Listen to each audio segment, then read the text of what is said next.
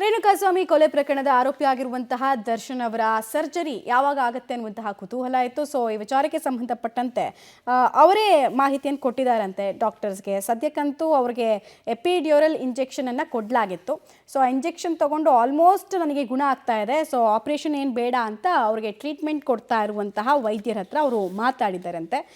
ಸದ್ಯಕ್ಕೆ ಆಪರೇಷನ್ ಇಲ್ಲ ಅಂತ ಮೇಂಟೈನ್ ಮಾಡಲಾಗ್ತಾ ಇದೆ. ಮತ್ತು ಪ್ರತಿನಿತ್ಯ ಅವರು ವರ್ಕೌಟ್ ಮಾಡ್ತಾ ಇದ್ರಂತೆ ಜಿಮ್ನಲ್ಲಿ. ಫೆಬ್ರವರಿಯಿಂದ ಶೂಟಿಂಗ್ನಲ್ಲಿ ದಾಸ ಭಾಗಿಯಾಗ್ತಾರೆ ಅನ್ನೋದ್ರ ಮಾಹಿತಿ ಕೂಡ ಇದೆ. ವೈದ್ಯಕೀಯ ಲೋಕದ ಬಹಳ ದೊಡ್ಡ ಪವಾಡ ಇದು. ಯಾಕಂದರೆ ಎಪಿಡ್ಯೂರಲ್ ಇಂಜೆಕ್ಷನ್ ಸಾಮಾನ್ಯವಾಗಿ ಯಾವಾಗ ಕೊಡ್ತಾರೆ ಅಂತ ಹೇಳಿದ್ರೆ, ಒಂದು ಯಾವ ಪೇಯ್ನ್ ದೇಹದಲ್ಲಿರುತ್ತೆ ಆ ಪೇಯ್ನ್ ತಾತ್ಕಾಲಿಕವಾಗಿ ಕಾಣಿಸ್ಕೊಳ್ದೇ ಇರಲಿ ಅನ್ನೋ ಕಾರಣಕ್ಕೆ. ಸೊ ಒಂದು ತಾತ್ಕಾಲಿಕ ಇಂಜೆಕ್ಷನ್ನು ಇಡೀ ಸರ್ಜರಿಯನ್ನು ಮುಂದಕ್ಕೆ ಹಾಕೋಷ್ಟು ಸಾಮರ್ಥ್ಯ ಇದೆ ಅನ್ನೋದು ಭಾಳ ಪವಾಡಕ್ಕೆ ಕಾರಣ ಆಗ್ತಾ ಇದೆ. ಸೊ ವೈದ್ಯಕೀಯ ಲೋಕದ ಪವಾಡ ಅಂತ ಇದನ್ನು ನಾವು ಕರಿಬೇಕಾಗತ್ತೆ.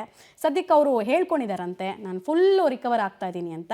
ಡಿಸೆಂಬರ್ ಮೊದಲನೇ ವೀಕಲ್ಲಿ ಅವರಿಗೆ ಮೆಡಿಕಲ್ ಬೇಲ್ ಸಿಕ್ಕಾಗ ನಿಮಗೆ ನೆನಪಿರ್ಬೋದು, ಬಳ್ಳಾರಿ ವೈದ್ಯರು ಒಂದು ರಿಪೋರ್ಟನ್ನು ಕೊಟ್ಟಿದ್ರು. ಆ ರಿಪೋರ್ಟ್ನಲ್ಲಿ ಇವರಿಗೆ ತುರ್ತಾಗಿ ಆಪರೇಷನ್ ಆಗಲಿಲ್ಲ ಅಂದರೆ ಲಕ್ವಾ ಹೊಡೆದ್ಬಿಡುತ್ತೆ, ಕಾಲಿನ ಸ್ಪರ್ಶ ಈಗಾಗಲೇ ಅವ್ರು ಕಳ್ಕೊಳ್ತಾ ಬರ್ತಿದ್ದಾರೆ ಅಂತ ಹೇಳ್ತಾ ಇದ್ದವರು ಜಸ್ಟ್ ಒಂದು ತಿಂಗಳಲ್ಲಿ ಈ ರೇಂಜಿಗೆ ರಿಕವರಿ ಆಗ್ತಾರೆ ಅಂದರೆ ಭಾಳ ಆಶ್ಚರ್ಯ. ಈ ರೇಂಜಿಗೆ 1.5 ತಿಂಗಳಲ್ಲಿ ಅವ್ರು ರಿಕವರ್ ಆಗ್ತಾರೆ ಅಂತ ಹೇಳಿದ್ರೆ ಇವ್ರ ಬಾಡಿಗೆ ಹ್ಯಾಟ್ಸ್ ಆಫ್ ಹೇಳಬೇಕು, ಇವ್ರಿಗೆ ಟ್ರೀಟ್ಮೆಂಟ್ ಕೊಡ್ತಾ ಇರುವಂತಹ ವೈದ್ಯರಿಗೆ ಹ್ಯಾಟ್ಸ್ ಆಫ್ ಹೇಳಬೇಕು. ಬಟ್ ಅಗೇನ್ ಒಂದೇ ಒಂದು ಪ್ರಶ್ನೆ ಬರುತ್ತೆ, ಇವ್ರಿಗೆ ಟ್ರೀಟ್ಮೆಂಟನ್ನು ಈಗ ಮೈಸೂರಿನಲ್ಲಿ ಕೊಡ್ತಾ ಇದ್ದಂತಹ ವೈದ್ಯರು ಓದಿರೋದು ಒಂದೇ ಸಿಲೆಬಸ್ನ MBBS, ಬಳ್ಳಾರಿಯವರು ಓದಿದ್ದು ಒಂದೇ ಸಿಲೆಬಸ್ನ MBBS.